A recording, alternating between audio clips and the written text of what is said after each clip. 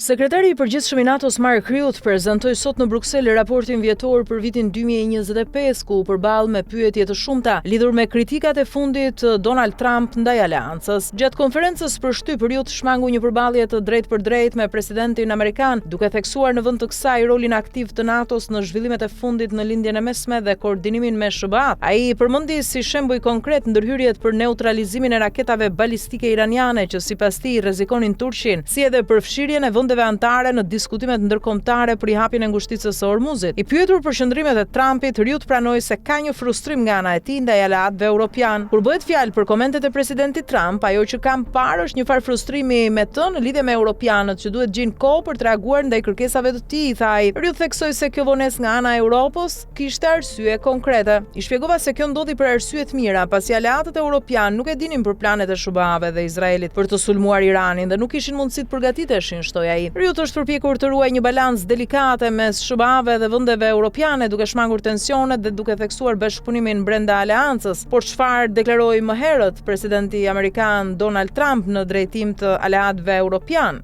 Kombet e NATO-s nuk kanë bërë absolutisht asgjë për të ndihmuar në kombin e çmendur, tani të shkatërruar ushtarakisht të Iranit. SBA-t nuk ka nevojë për asgjë nga NATO, por mos e harroni kurrë këtë, në këtë kohë shumë të rëndësishme ku jemi, shkroi Trump, madje me shkronja kapitale si për ta theksuar edhe më fort mesazhin e tij që në nisje të konfliktit me Iranin, Trump ka qenë shumë kritik ndaj aleatëve të tij në Europë për mos mbështetjen e luftës së tij, edhe pse askush nuk ishte e njoftuar për qëllimin e tij për të sulmuar Iranin, siç e pranoi sot vetë edhe shefi i NATO-s.